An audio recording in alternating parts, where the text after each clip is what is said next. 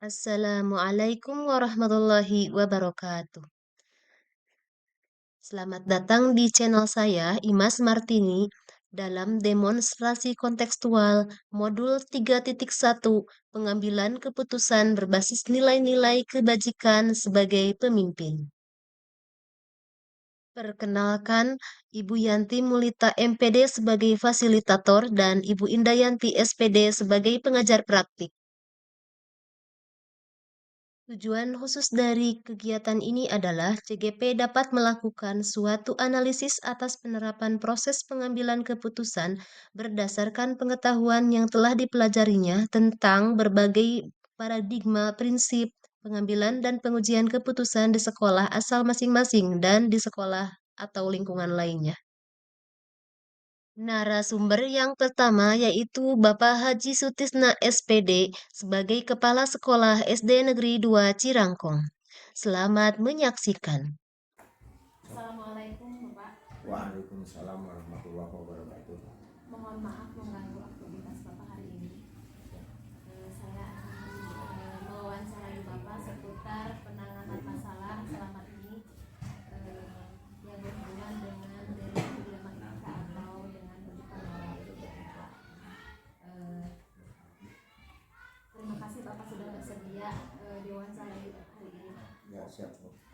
Selama ini bagaimana Bapak dapat mengidentifikasi kasus-kasus yang merupakan dilema etika? Ya, berdasarkan dilema etika gitu, tapi yang muncul secara signifikan mah tidak adanya. Ya. Tapi kan diantaranya tiap kelas juga ada yang diambil oleh siswa. Dilema yang ada rujukan moral seperti kasus moral gitu nya, pelecehan mah tidak adanya dan seperti menonjol seperti itu. Tapi yang sedikit-sedikit terutama anak yang lain seperti untuk disekolahkan ke sekolah khusus itu kan, tapi keinginan orang tua tetap ingin disekolahkan ke SD, jadi itu berbenturan jadi dengan keinginan, tapi diterima nggak salah, mungkin kalau tidak diterima juga nggak salah gitu, tapi istilah bahasa Inggris mah punya jadi kumanya tanggungnya diterima aja kayak gitu. Jadi itu mungkin salah satu contoh kasus yang ada di sekolah kita terutama di SD Cirangkong 2, nah kasusnya seperti anak lain kelainan seperti ada hiperaktif gitu. Jadi ada dua kepentingan yang sama yang sama-sama benar, terima benar, tidak diterima juga benar. Benar. Karena aturan memang ada, aturan hukumnya ada aja. Iya, benar. Kemudian bagaimana langkah Bapak untuk menangani hal tersebut, Pak? Ya, selama ini menanganinya keputusannya harus dimusyawarahkan dengan guru-guru, Bu. Itu biasanya dimusyawarahkan dengan guru-guru apakah ini diterima atau tidak. Tapi pada hal ini kan orang tua kan tetap ingin menyekolahkan ke SD, ya diterima aja. Kemudian apakah Bapak menggunakan langkah-langkah untuk menangani hal tersebut, Pak? Yang bisa menggunakan langkah pertama dimusyawarahkan dengan guru, dari dewan guru dibawa ke dewan guru juga dimusyawarahkan, juga termasuk ke renggangan komite 2 dimusyawarahkan gitu. Masuk mungkin orang tua ya? Ya, orang tua terutama karena orang tua memaksa ya. Tapi kan kita tidak bisa menjamin keberhasilan untuk pendidikan orang berkelainan gitu. Betul, jadi sebenarnya keputusan Bapak ini mungkin diterima pun tidak akan bisa menjamin untuk gitu. Mengembangkan potensi yang ada pada daripada tidak sama sekali tidak diterima dan anak tidak bersekolah gitu. Betul. Jadi bertentangan dengan undang-undang. Iya.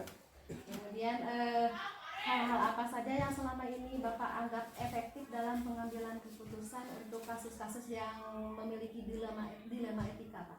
Ya, terutama mah diadakan selalu berkomunikasi, Bu, dengan anak tersebut dan orang tua tersebut. Iya. Selanjutnya, apakah Bapak selama ini pernah memiliki tantangan dalam mengatasi masalah seperti dilema etika tadi, Pak? Ada tantangan. Seperti apa, Pak? Ya seperti anak itu bisa mengganggu orang lain, temannya sendiri, itu merupakan tantangan. Juga kita harus memiliki kesabaran, terutama di dalam di guru di kelas, terutama untuk menanggulangi anak tersebut jangan sampai terus menerus bisa mengganggu, terutama kita dalam usaha tantangan tersebut bisa menghadirkan orang tuanya ke sekolah. Apakah Bapak pernah memiliki jadwal tertentu untuk penyelesaian suatu permasalahan, Pak? Seperti hal yang tadi? Ya, tidak di jadwal tertentu mah tidak, Bu, tidak secara ada waktu khusus gitu. Ya. Itu lain kali juga terjadi bisa langsung kita tangani gitu. Kadang-kadang spontan ya? Ya, spontan aja gitu. Ya. Menurut Bapak nih ya Pak, apakah ada seseorang yang mempermudah dalam menyelesaikan permasalahan Bapak ini? Ada. Ya seperti juga ada penjaga gitu, ada orang tua yang suka mengantar, itu bisa membantu untuk mempermudah menangani masalah tersebut. Iya. Nah, dari semua hal yang tadi Bapak sampaikan, kemudian pembelajaran apa yang dapat Bapak petik untuk dalam penyelesaian masalah Bapak? Terutama harus memperhatikan budaya lingkungan, budaya lingkungan yang keras, umpamanya kita dibawa diraih anak tersebut supaya bisa jadi tidak keras begitu budayanya. Baik Bapak, sepertinya wawancara hari ini selesai. Terima kasih atas waktunya. Assalamualaikum Sama-sama, Bu. warahmatullahi wabarakatuh. Waalaikumsalam warahmatullahi wabarakatuh. Sebagai narasumber yang kedua, yaitu Bapak Herustaman SPD sebagai Wakil Ketua IGORA Kecamatan Tanjung Jaya. Selamat menyaksikan. Assalamualaikum Bapak. Waalaikumsalam. Mohon maaf mengganggu aktivitas Bapak hari ini. Saya mau mewawancarai Bapak sebagai tugas dari 3.1. Saya mau mencari informasi tentang penanganan sebuah kasus yang sudah Bapak tangani selama ini. Dimulai ya Pak. Nah, selama ini bagaimana Bapak dapat mengidentifikasi kasus-kasus yang merupakan dilema etika di organisasi yang Bapak tangani? Terima kasih. Saya coba jawab. Ya, saya sendiri ditugaskan untuk mendapat beban tugas sebagai wakil ketua Kecamatan Tanjung Jaya. Sebenarnya banyak kasus yang sudah kami jalani, diantaranya yang sering muncul gitu ya. Terutama dalam kegiatan yang menyangkut berhubungan dengan kegiatan ODSN, itu berhubungan dengan anak siswa. Terutama di Tanjung Jaya sering muncul anak yang memiliki prestasi dalam dua bidang olahraga atau dua cabang olahraga. Satu contoh, ada anak dalam bidang voli bola muncul, kemudian dalam atletik juga muncul anak tersebut. Otomatis itu kan tidak bisa diikuti dua-duanya secara langsung. Kami juga mendapat kesulitan awalnya karena memang potensi dari anak tersebut berpotensi di dua cabang tersebut, voli bagus, atletik juga bagus. Nah, langkah-langkah yang kami tempuh, koordinasi dengan guru olahraga yang bersangkutan, kemudian berkonsolidasi juga dengan pihak kepala sekolah, orang tua, berikut sampai lebih jauh dengan jajaran anggota IGORA sendiri. Nah, dilihat latar belakang anak tersebut, kemudian mana yang lebih berpotensi untuk anak tersebut untuk maju ke jenjang yang lebih tinggi. Jadi bagaimana menurut Bapak untuk menangani hal tersebut yang menurut Bapak paling efektif? Yang paling efektif melakukan pendekatan lewat musyawarah Dengan orang tua? dengan semua pihak, Dengan semua pihak. orang tua, terus sekolah, kemudian dengan jajaran IGORA sendiri, dengan PGRI juga. Karena ini nyangkut untuk masa depan anak itu sendiri. Iya Pak. Apakah Bapak menemukan tantangan-tantangan dalam penyelesaian masalah ini Pak? Tantangan sih selalu ada lah, banyak. Antaranya pendapat dari berbagai pihak. Misalkan di tubuh Igora sendiri kan berbagai pendapat yang berbeda. Di satu sisi anak tersebut harus masuk di poli, satu sisi lagi harus masuk di atletik dengan berbagai alasan. Kemudian belum lagi dengan situasi kondisi orang tua dan anak tersebut. Tapi alhamdulillah dengan hasil musyawarah dengan kesepakatan bersama bisa disimpulkan, bisa diputuskan juga masalah. Iya, alhamdulillah. Yang selama ini Bapak pernah laksanakan, apakah Bapak memiliki jadwal khusus dalam penyelesaian suatu permasalahan? Ada diantaranya itu bisa diangkat atau dirumuskan dalam kegiatan KKG olahraga khusus. Oh, jadi Dalam KKG tersebut membahas berbagai hal, kemungkinan-kemungkinan yang bakal terjadi atau tantangan-tantangan yang akan kita hadapi, misalkan menghadapi OSN, menghadapi kegiatan por guru. iya. Sering muncul berbagai masalah, sebenarnya masalah atlet, Iya. masalah organisasian, masalah keuangan dan sebagainya, itu kan masalah yang perlu kita hadapi bersama, dimusyawarahkan juga dengan reng-rengan pengurus K3S dan PGRI. Iya, betul. Apakah ada faktor-faktor yang membantu Bapak selama ini? Faktor apa saja, Pak?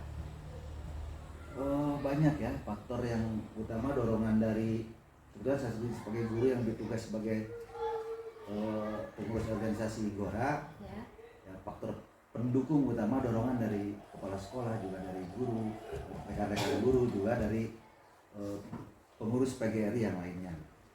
Terutama sih faktor keluarga yang memberikan dorongan motivasi yang paling kuat. Nah, dari semua penyelesaian permasalahan yang sudah Bapak laksanakan, apakah yang dapat Bapak petik hikmahnya begitu, Pak? Hikmahnya suatu permasalahan hanya bisa dipecahkan lewat musyawarah. Itulah. Jadi tidak ada solusi tanpa ada Ada, musyawarah. betul. Jadi Sesuai setiap dengan tuntutan Pancasila iya, ya. jadi setiap keputusan pasti harus hasil Lewat dari musyawarah. musyawarah. Kita Ya. tidak bisa otoriter. Terima kasih Bapak atas waktunya. Sepertinya wawancara saya sudah selesai. Ya, sama-sama Bu. Mohon Mudah-mudahan maaf bermanfaat. sudah mengganggu waktunya. Assalamualaikum warahmatullahi wabarakatuh. Analisis dan refleksi berdasarkan hasil wawancara dengan Bapak Haji Sutisna SPD dan Bapak Herustaman SPD. Hal-hal menarik apa yang muncul dari wawancara tersebut? Pertanyaan-pertanyaan mengganjal apa yang masih ada dari hasil wawancara bila dibandingkan dengan hal-hal yang ada Anda pelajari seperti 4 paradigma, 3 prinsip, dan 9 langkah pengujian. Apa yang Anda dapatkan?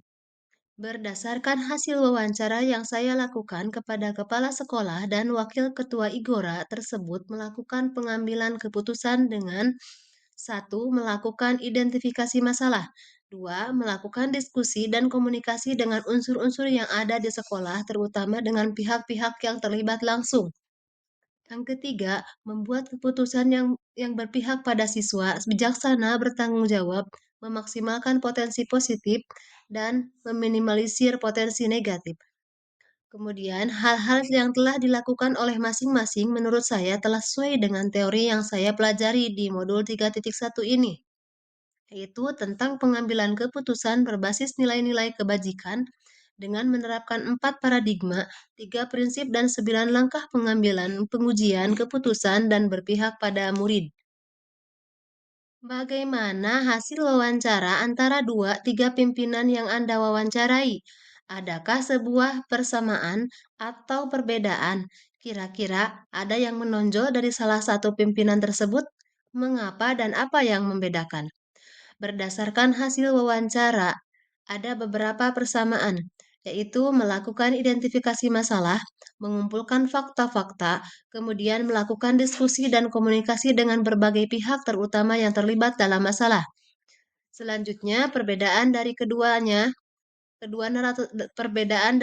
narasumber tersebut diantaranya adalah dalam hal pengambilan keputusan, yaitu salah satunya yang dilaksanakan oleh Ketua Igora dalam pengambilan keputusan dilakukan penjadwalan, sedangkan yang lainnya tidak dilakukan penjadwalan. Apa rencana ke depan para pimpinan dalam menjalani pengambilan keputusan yang mengandung unsur dilema etika? Bagaimana mereka bisa mengukur efektivitas pengambilan keputusan mereka? Rencana ke depannya, para pimpinan tersebut, jika menghadapi permasalahan dilema etika ataupun bujukan moral, akan melakukan tahapan-tahapan pengambilan keputusan sesuai dengan 4 paradigma, 3 prinsip, dan 9 langkah pengambilan dan pengujian keputusan. Dengan lebih lengkap, termasuk pengujian dan investigasi opsi trilema. Cara mengukur efektivitas pengambilan keputusan adalah dengan melakukan pengujian benar-benar melakukan refleksi atas keputusan yang telah dibuat, serta meminta saran dan masukan dari pihak lain yang terkait dalam pengambilan keputusan tersebut. Bagaimana Anda sendiri akan menerapkan pengambilan keputusan dilema etika pada lingkungan Anda, pada murid-murid Anda, dan pada kolega guru-guru Anda yang lain? Kapan Anda menerapkannya? Saya akan menerapkan tahapan-tahapan pengambilan keputusan sesuai dengan 4 paradigma, 3 prinsip, dan 9 langkah pengambilan dan pengujian keputusan dengan lebih lengkap termasuk pengujian dan investigasi opsi trilema, baik ketika berhadapan dengan masalah murid maupun ketika ada kolega guru yang menemui masalah dilema etika. Saya akan menawarkan bantuan kepada mereka untuk mengambil keputusan sesuai 9 langkah pengambilan keputusan yang telah saya pelajari. Demikian yang bisa saya sampaikan. Salam guru penggerak, tergerak, bergerak, menggerakkan.